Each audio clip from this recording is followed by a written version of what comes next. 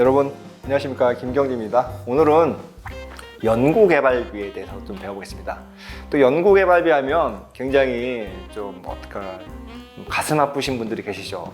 R&D 조직에 계신 분들, 분명히 회사에서 경영학 책에서 R&D야말로 미래에 대한 자산이다, 투자다. 근데 왜 B냐? 저랑 같이 비용 공부하셨죠? 끝에 B로 끝나면 다 비용입니다. 자산이 아니고 투자도 아니고 그냥 없어지는 돈, 비용입니다. 왜 연구개발비가 비용이냐? 너무 억울하다. 연구개발비는 언제 자산이 되느냐? 한번 보시죠. 자, 연구개발비랑 같이 하나 될게 저희 보면 무형자산입니다. 기업의 자산은 크게 눈에 보이는 자산, 눈에 보이지 않는 자산이 있어가지고 이제 이 눈에 보이지 않는 자산을 무형자산이라고 하는 거죠.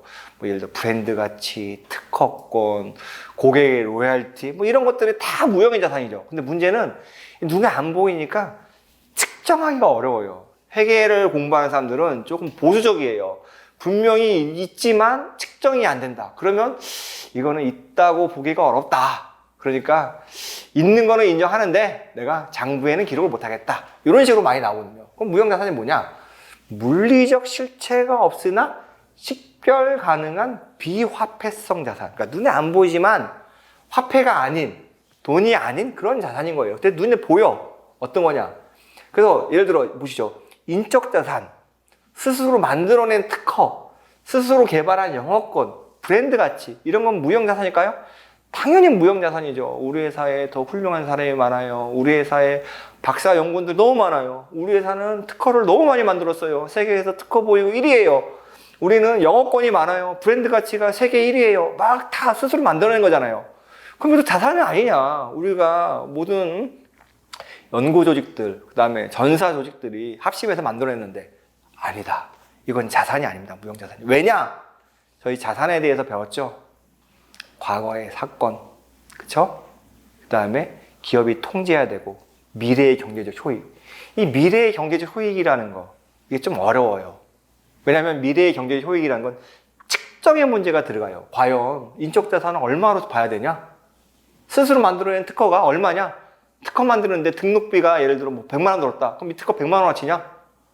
100명이 일했는데 그 중에 100명이 그러면 특허 하나만 갖고 일했냐? 여러 가지 100개의 특허를 막 만들려고 했는데 그 중에 하나만 될 수 있잖아요. 그러면 나머지 실패한 99개 특허를 이 한 개 특허에 넣어야 되냐? 가치를, 들어간 비용을. 이 측정의 문제가 항상 존재해요. 돈으로 표현하기 때문에. 그렇기 때문에 스스로 만들어낸 특허, 스스로 만들어낸 영어권, 스스로 만들어낸 브랜드 가치, 브랜드 가치가 삼성이 30조다, 50조다? 그건 그냥 그렇게 이해하는 거고 실제 얼마 들었는지 모르잖아요. 그러니까 이런 것들은 우리가 존재하는 건 알지만 무형자산으로 봐주기에는 조금 문제가 있네요. 아쉽습니다. 다만 무형자산으로 할 수 있는 건 M&A 시 취득한 영어권. 예를 들어 A라는 회사를 저희가 살려고 해요. A라는 회사의 장부 가치가 100억이야. 근데 내가 110억 주고 샀어. 10억만큼은 더 주고 산 거잖아요. 뭔가 영어권이 있으니까. 그럼 이 10억은 우리가 영어권으로 보겠다.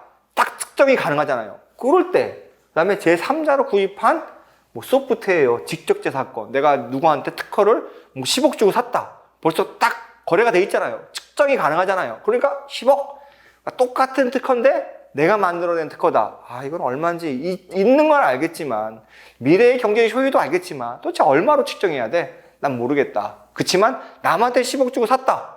야, 10억이잖아. 이게 제3자 간의 거래가 공정한 가치 아니냐? 공정거래로 했으니까 10억 아니냐? 그러니까 딱 가격이 나온 거죠. 그래서 무형자산이라는 거는 다 그 효익이 있지만 측정의 문제가 항상 있습니다. 그래서 측정할 수 있는 거는 무형자산으로 하고 측정할 수 없는 거는 아쉽지만 무형자산으로 하지 맙시다 라는 거죠. 그래서 연구개발비도 연구개발비 들어간 비용 중에 어디까지는 이게 비용으로 하고 어떤 데부터는 자산으로 하는 경우가 있어요. 예를 들어 연구 단계예요. 연구 단계니까 실제 상용화 될지 얼마의 돈을 벌지 몰라요. 그러니까 연구 단계는 발생하는 즉시 다 비용 처리하자. 그래서 연구가 끝나고 이제 개발 단계야. 막 뭘 만들려고 그래. 근데 기술적 실현 가능성을 아직 충족하지 못해. 이게 뭐냐? 아직 상용화할지는 미지수입니다. 개발했는데 이게 잘 팔릴지 안 팔릴지는 잘 모르겠어요. 그러면 비용! 자산 아니야. 그렇지만 개발 단계이면서 기술적 실현 가능성을 측정했다. 이 기술적 실현 가능성도 사실은 되게 복잡해요. 한 6가지를 충족해야 돼요. 그러니까 연구개발비가 자산으로, 무형자산으로 이렇게 딱 획득하기는 굉장히 어려워요. 그렇지만 어쨌거나 그 많은 관문을 통과해서 내가 이제 상용화도 할 수 있다. 그리고 그 가치도 추정할 수 있다. 그러면은 무형자산으로 인식! 지금까지 들어간 돈 다 무형자산이다. 이렇게 하는 거죠. 무형자산의 상각은 크게 두 가지예요. 무형자산을 예를 들어 브랜드 가치.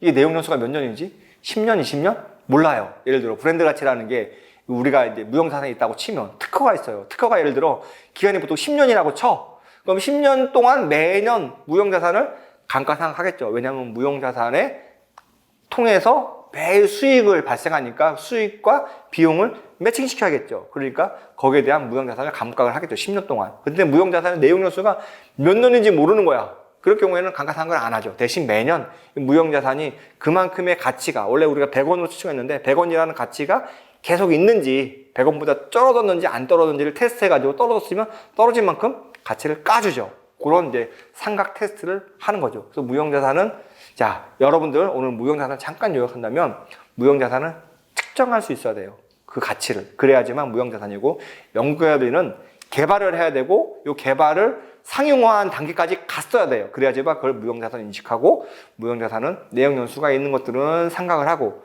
내용연수가 없는 것들은 생각을 안 하고 대신 매년 무형자산이 밸류를 그대로 갖고 있는지 아닌지 테스트를 합니다. 이렇게 무형자산에 대해서 간단하게 정리하겠습니다. 오늘 수고 많으셨습니다. 감사합니다.